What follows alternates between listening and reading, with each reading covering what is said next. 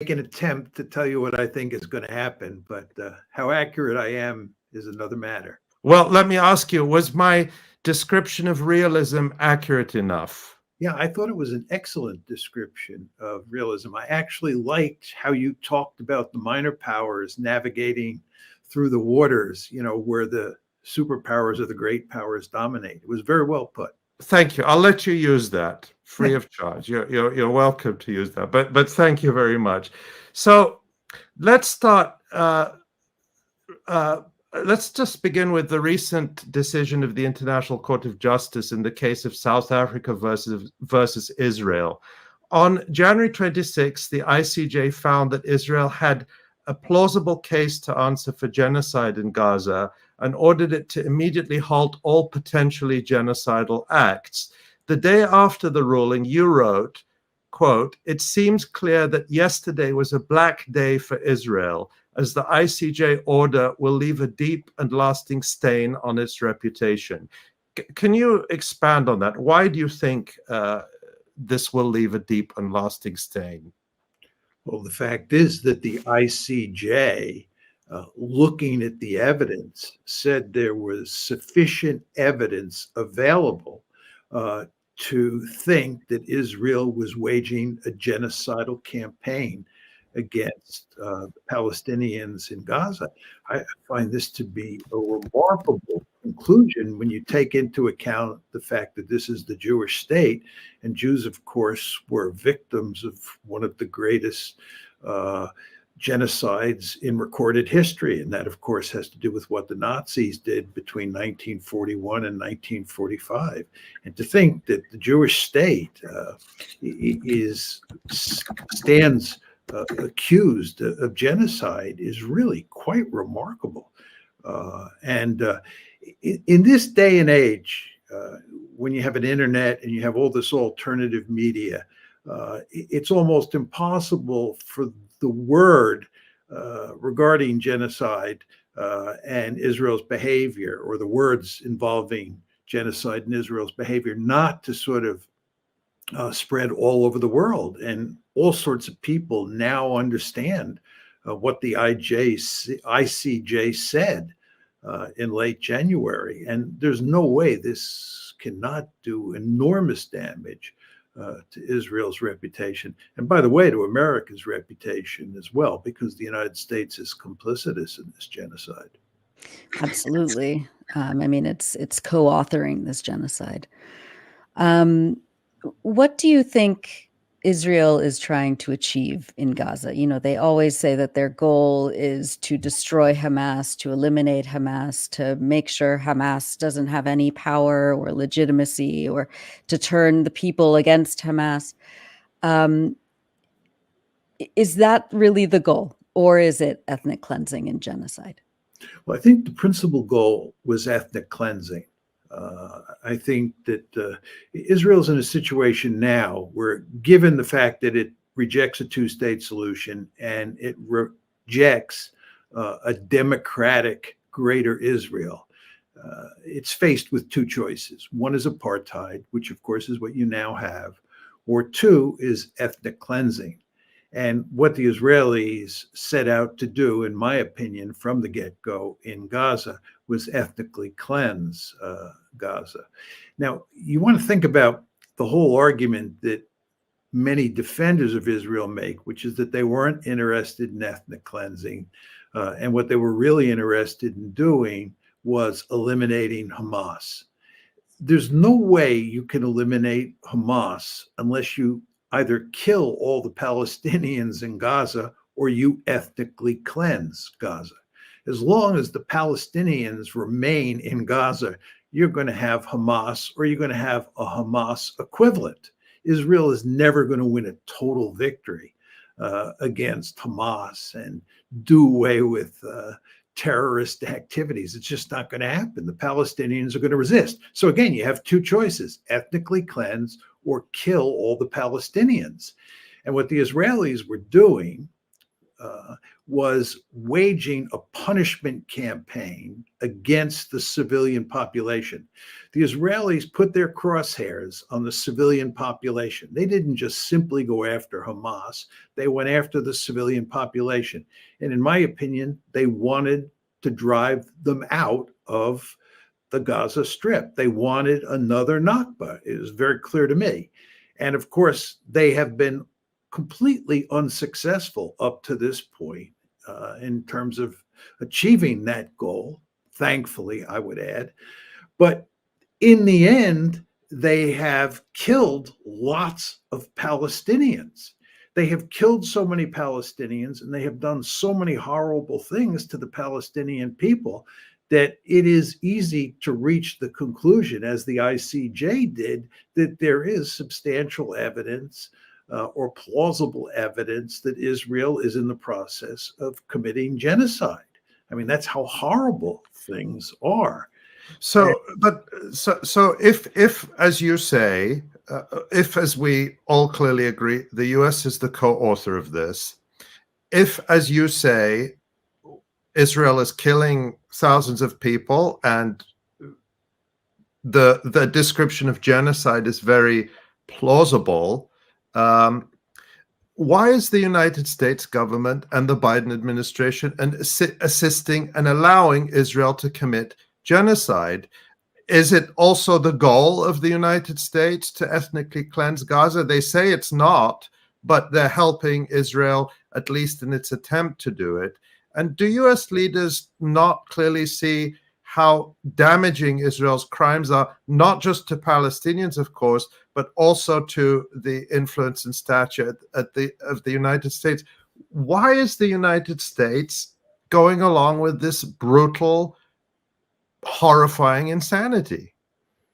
Well, I think that the original reason that Biden committed the United States wholeheartedly to supporting Israel, no matter what it did in Gaza, was because he has a passionate attachment to Israel. A lot of presidents, a lot of policymakers, a lot of politicians say that they're deeply committed to Israel and to Israel's security, but they just say that for political purposes.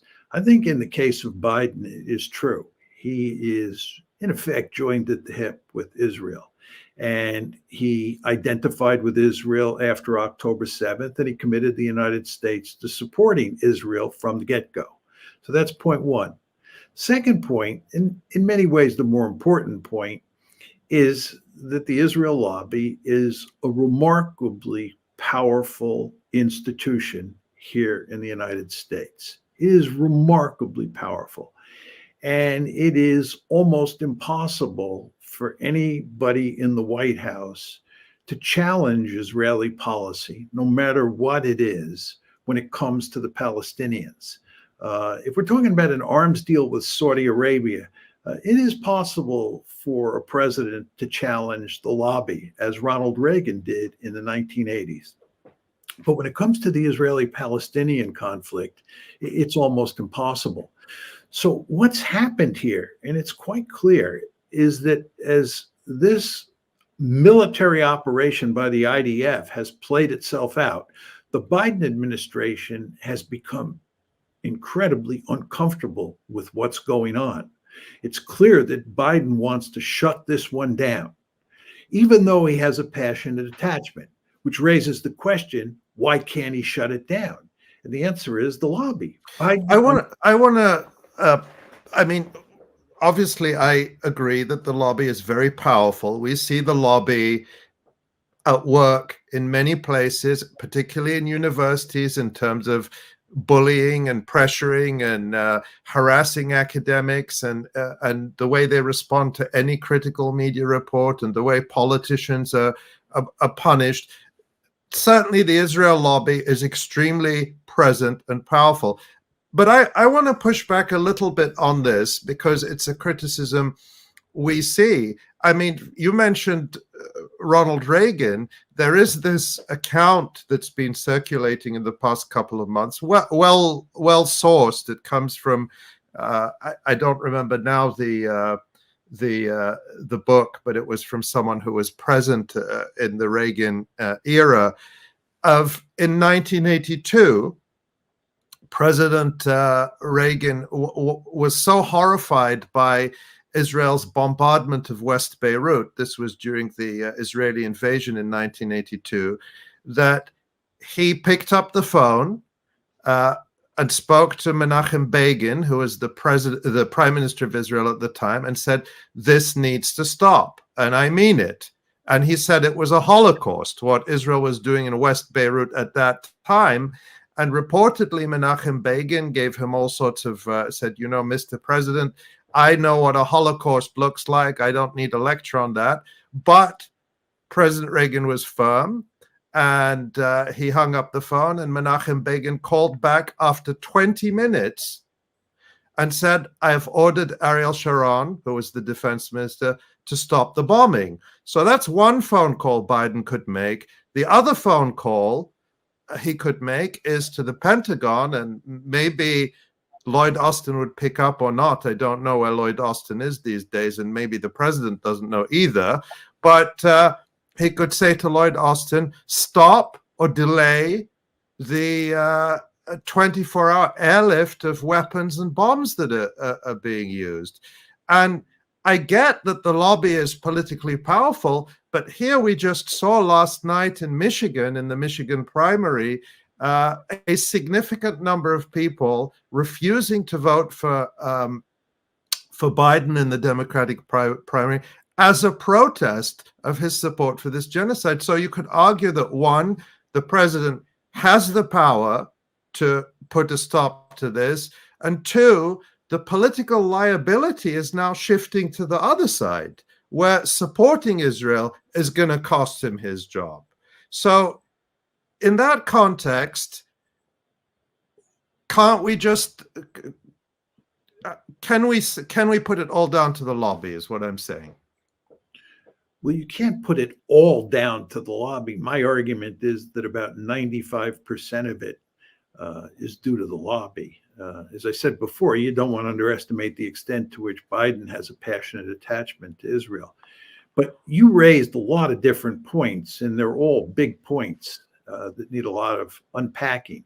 First of all, with regard to what happened in Michigan, there's no question that Israel's image has suffered in the body politic, and that when you look at especially young people, especially young Democrats, you have a situation where any president should be able to put significant pressure on Israel, given that situation with younger people and what happened in Michigan. But the problem is there's a difference between the public and the elites. And where the lobby concentrates its efforts is on the elites, on politicians. It has tremendous power on Capitol Hill, and it has tremendous power vis-a-vis the White House. And the White House understands, President Biden understands, that if he crosses Israel, which means crossing the lobby, that they will go to great lengths to make sure that he gets defeated in November. And of course, given that he's up for re-election, that's the last thing in the world that he wants. So Biden is caught between a rock and a hard place. Of course, he's worried sick about the fact that all these people in Michigan are effectively voting against him. But he's also worried sick that if he gets tough on the Israelis, he'll lose the election in the fall, because they'll be perfectly willing to help elect Donald Trump, who won't get tough on Israel. So Biden is not doing anything. Now, just to go to the phone calls for a second, there's no question that Biden has also called Netanyahu, and he's hollered at Netanyahu. There's this story of the phone call, a long phone call in December, where Biden actually got so angry with him that he just hung up the phone on him. But it's not a matter of calling on the telephone, right? It's a matter of changing policy. As you surely know, Ali, we have the coercive leverage to bring Israel to its knees. I mean, we could easily cause the Israelis to stop this genocide. There's no question about it. It's a question of policy. But Biden simply feels that he can't do that. My final point to you is it's important to understand that the lobby's power has grown since 1982. Israel's first real problem with public opinion in the United States and with the elite, with opinion in the elite, was the 1982 invasion of Lebanon. And then, of course, after that, you had the first Intifada in the late 1980s, then the breakdown of the Oslo process, then the second Intifada, and so forth and so on. And over the course of time, Israel's reputation in the United States has suffered greatly. As a result, the lobby has had to redouble its efforts to defend Israel. So the lobby that you're dealing with today is a more formidable lobby than the lobby that Ronald Reagan was dealing with, and certainly than Dwight Eisenhower was dealing with. And it is very difficult, extremely difficult for any president to take on the lobby. Well, that brings me, you answered one of the questions I had, but I guess since we're on the topic of Michigan and voting, does it actually make a difference who the president is when it comes to major foreign policy questions, and particularly Palestine? We see a lot of argument about this going backwards and forwards and saying, well, you know, Biden is terrible, but Trump would be an even bigger disaster. I can tell you from the perspective of Palestinians, there's nothing worse than genocide. Genocide is as bad as it gets, and it's the worst case scenario now. Does it matter who people vote for when it comes to these questions? From a Palestinian perspective, no. It's Tweedledee and Tweedledum. The president will provide unconditional support for Israel, whether he or she is a Democrat or a Republican. So I just don't think it matters. Professor Mearsheimer, the U.S. seems to lurch from losing war to losing another war, leaving a wake of death and destruction in its path from Vietnam to Afghanistan to Iraq to Libya to Syria, Yemen, Ukraine, and now Gaza. Why? What is it about the U.S.'s drive to invade, destroy other countries, and leave nothing but destruction and death in its wake? And how should we be looking at what's happening in Gaza now as part of that pattern? Well, I think that in the case of the Gaza war, you're dealing with a different situation than some of the previous conflicts that you mentioned. Take the Vietnam War, for example. The Vietnam War was largely a result of America's belief in the domino theory. We believed at the time that if Vietnam became communist, other countries in Southeast Asia and eventually all over Asia and then eventually all over the globe would become communist.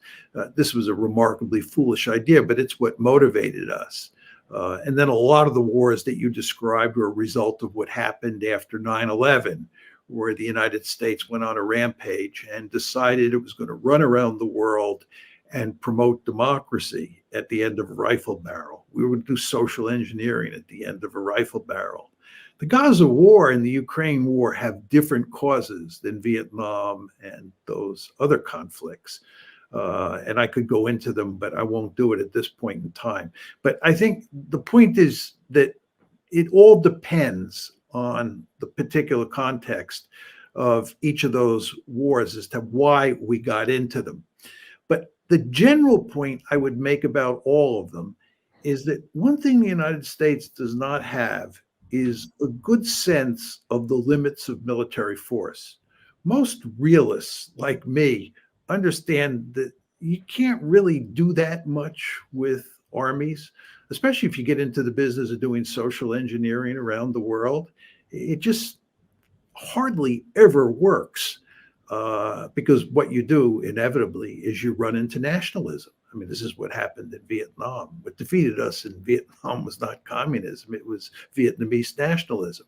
And by the way, the reason that the Israelis are never going to succeed in beating the Palestinians into submission.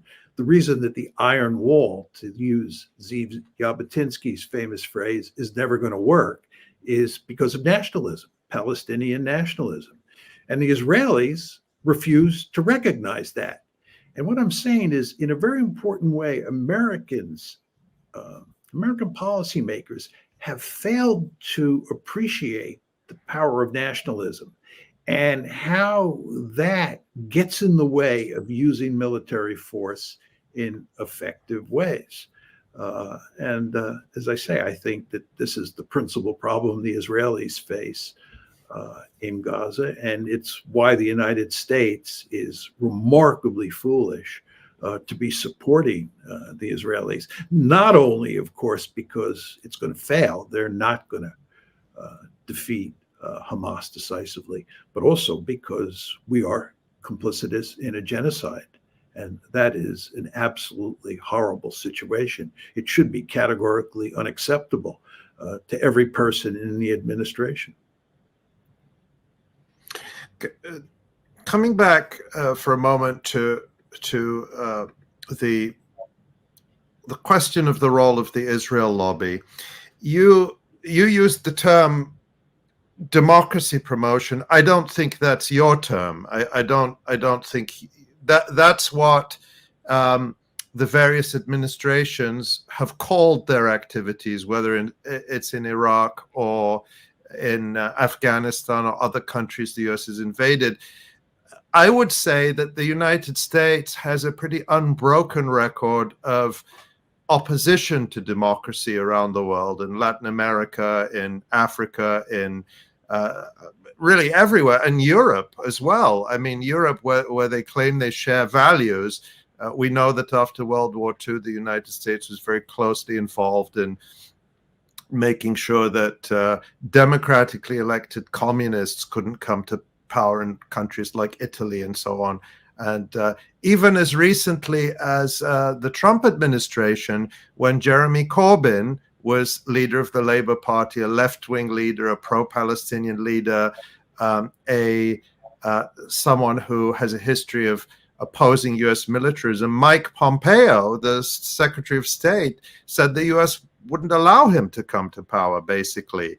So it's not just so-called third world countries where the U.S. will put the boot down. It's among its so-called allies as well. So in that context, some critics of your book with Stephen Walt, The Israel Lobby, have said, as we've spoken about, that the lobby is very powerful in terms of its influence on US politicians, its control of public discourse, but that US policies in the region would not be that much different if the lobby didn't exist. They say, for example, that since the US has never supported an anti-colonial liberation movement outside of Palestine,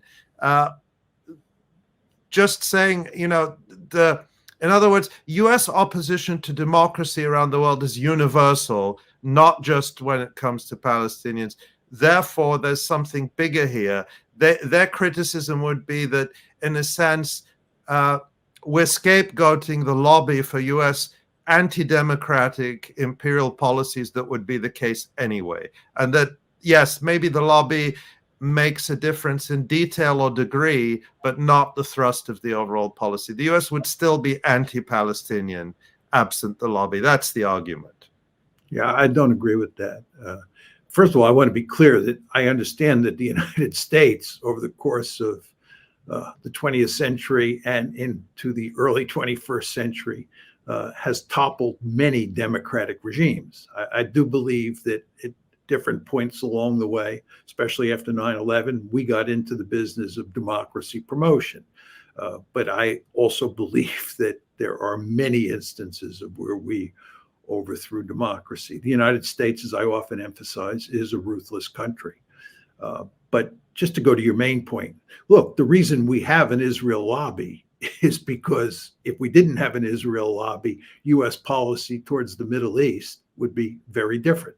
The reason you have a lobby, the reason it's so powerful, and the reason the lobby works overtime is because the lobby wants to make sure that we don't treat Israel as a normal country. Now, to back that up, if you go back to Jimmy Carter, virtually every president has been interested in promoting a two-state solution, some more than others for sure. But presidents like Carter himself, Bill Clinton, Barack Obama were deeply interested in getting a two-state solution.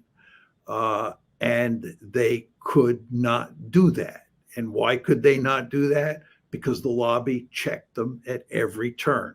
The reason we never even came close to getting a two-state solution, which we thought was in our interest, was because of the lobby. Furthermore, I would submit that if you look at U.S.-Iranian relations since at least the early 1990s, the Iranians have on a number of occasions showed evidence that they wanted to improve relations. And when, for example, the Clinton administration began to go down that road, the lobby quickly moved in. The lobby has had its gun sights on Iran for a long, long time. And that makes it almost impossible for us to improve our relations with Iran, which a number of presidents have wanted to do. So I would submit that if you look at American policy towards the Middle East, and then you think about what it would be if there were no lobby to put pressure on American presidents vis-a-vis the Palestinians and vis-a-vis Iran, you'd have a different American policy. I want to push back on that a little bit too, because I think that when we look at, for example, the way that the military-industrial complex works, when we look at the way that U.S. imperialism works around the world, when we examine how Israel was established. As the early Zionists said, as a settler colonial rampart of European values in the Middle East, and how the U.S. has used Israel as a battering ram to intimidate and to destroy, sovereign nations around it in the region. I think that. I agree with Ali. Like, there's if the lobby didn't exist, I don't see that there would be a difference in U.S. Well, policy. Joe Biden said repeatedly that if Israel didn't exist, we'd have to invent one. Right. Is that in a sense the kind of the crux of it? That I don't believe that for 1 second. Yeah, I don't believe that for 1 second. If you went back to 1948 and you had two alternative futures, one with a state of Israel and one without a state of Israel, the United States, from a security point of view, would be much better off without Israel. How widespread do you think that view is in U.S. Establishment or elite circles, to the extent that you have access to their thinking? It's impossible to say, because nobody would articulate that view publicly or even privately to most people, for the simple reason that it would get you into one well of a lot of trouble. But you do not want to underestimate how many people inside the foreign policy establishment, including the intelligence community, or I should say especially in the intelligence community, who think that Israel is a strategic liability. I've actually seen more people expressing that over the last few months than I can remember. The sorts of people I would never have expected to hear say it will now say that openly on various YouTube channels, some of which you appear on. And of course, that's a discussion that never happens on MSNBC or CNN or in the New York Times. I mean, what do you think about the you can't make those arguments? You'd lose your job in a second. That's the effectiveness of the lobby. I mean, you just cannot underestimate how difficult it is to criticize Israel if you're in a mainstream position. We have this alternative media out there, which you were just referring to. And of course, the electronic intifada is part of this, where people talk about Israel in a frank way. They treat Israel as a normal country. They treat Israel as a normal interest group in the United States. They treat Jews as normal people. This is what happens in the alternative media. But the alternative media is fundamentally different than the mainstream media with regard to these issues. What do you see about the trajectory here? I mean, there was a time not so long ago when this alternative, of course, there's always been alternative media, but in terms of its reach, it was much harder when, you know, you had to print newsletters and mail them around. The fact that we can have these discussions and they do reach tens or hundreds of thousands of people, and then you multiply the effect of different independent media. At a certain point, do you see the situation within the United States in particular changing? How long can elite establishment discourse and policy be completely insulated from the from popular opinion? I mean, I guess it always has been, except for brief moments. Do you see anything fundamental that is shifting? Yeah, there's no question that big change is taking place. What it exactly means is very hard to say.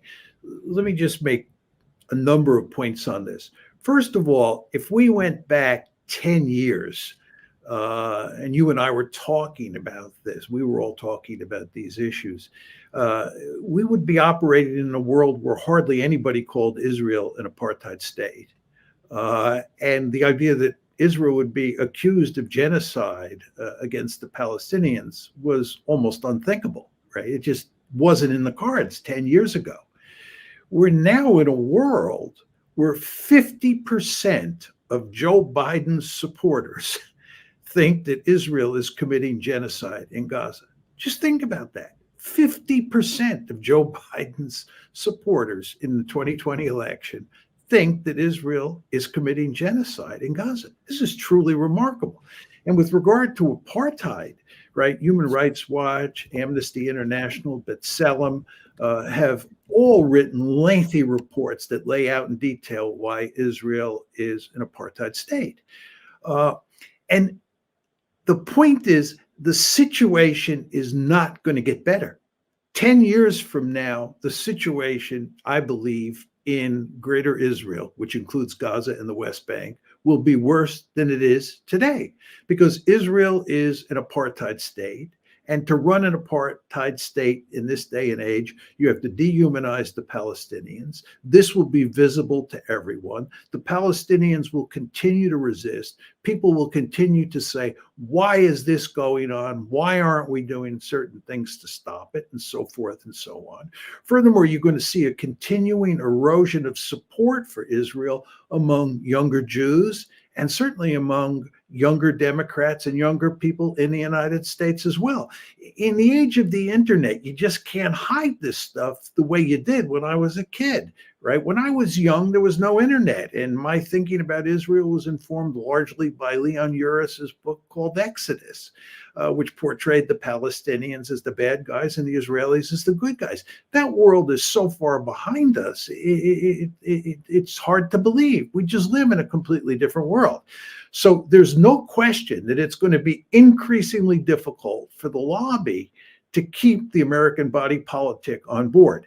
The $64,000 question, and I was alluding to this before, is whether or not the lobby can continue to influence policymakers both on Capitol Hill and in the White House in ways that overcome that change in public opinion. That's the big question.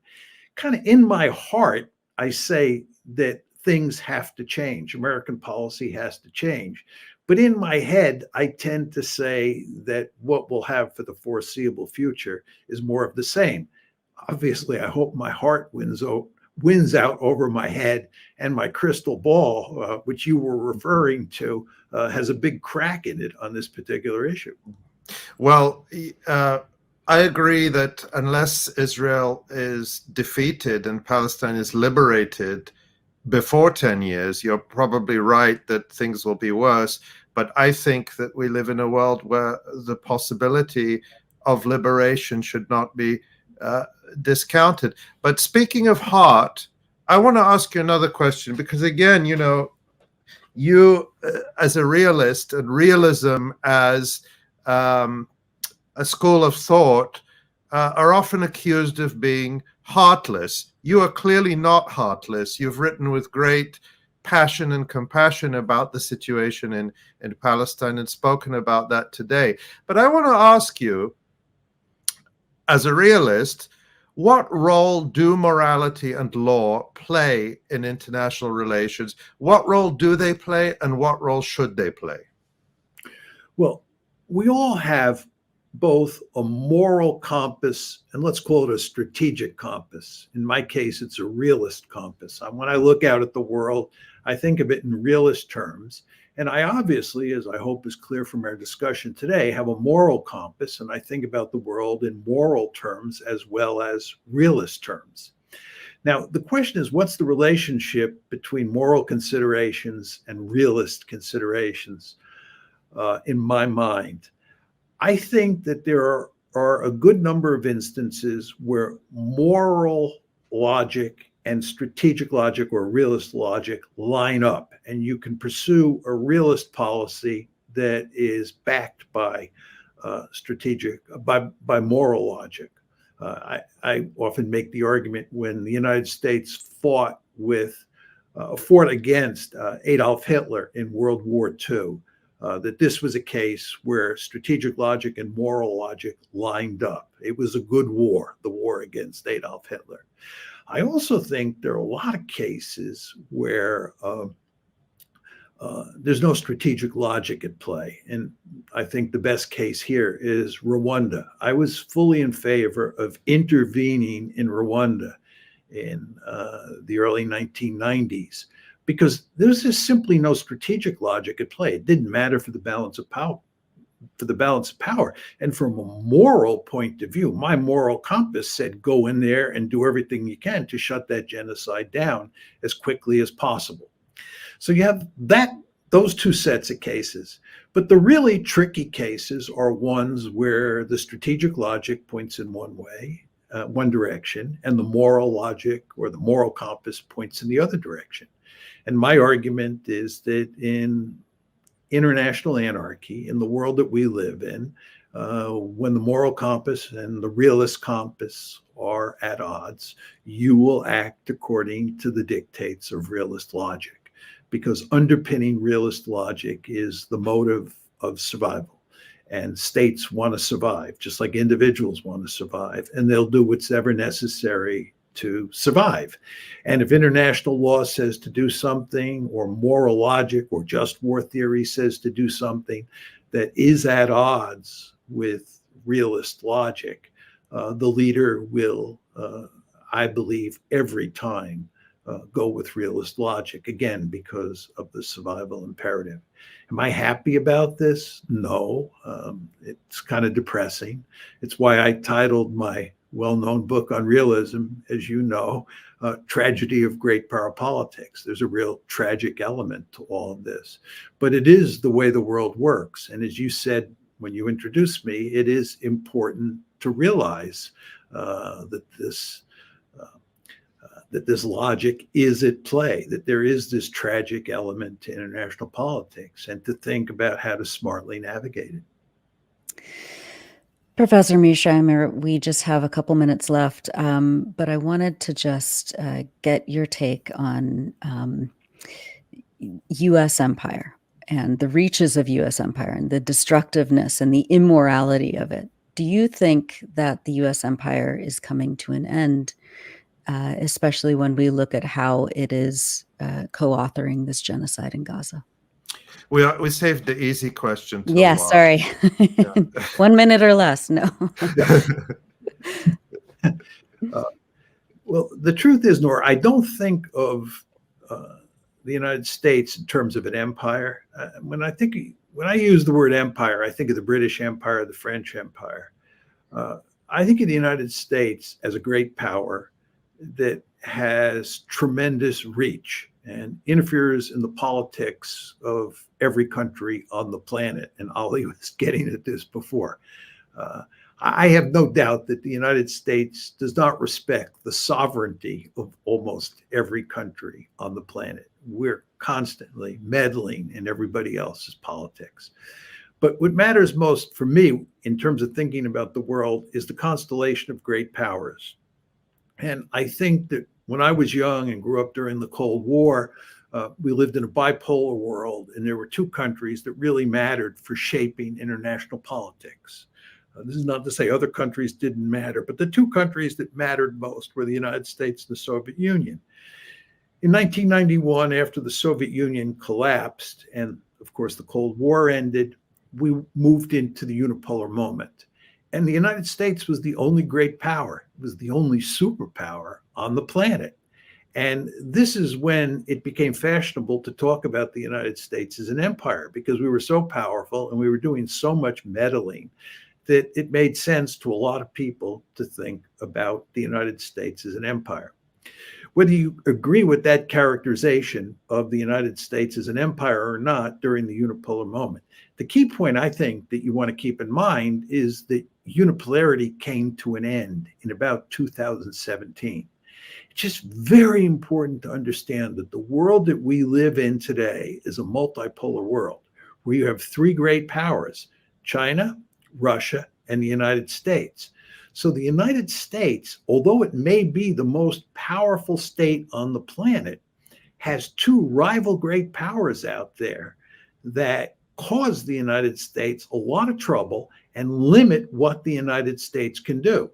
China, indeed, is a peer competitor. It's not as powerful as the United States, but it's not that far away, and it's growing both economically and militarily. And with regard to Russia, what happened when Putin came to power in 2000 is that over the course of the next roughly 24 years, what he did was he brought the Russians back from the dead. Russia is once again a great power. And as it's demonstrating in Ukraine, it is in a position where it can thwart the West, which is another way of saying it can thwart the United States and cause us all sorts of problems. And of course, the Chinese can cause us all sorts of problems. So our power is much more limited today than it was during the unipolar moment. And it's not the end of empire, right? The United States, in my opinion, was never really an empire, but one could argue that that's a definitional issue. But it is certainly a world in which the United States' maneuver room is much less. And we have to be much more careful maneuvering through these troubled waters.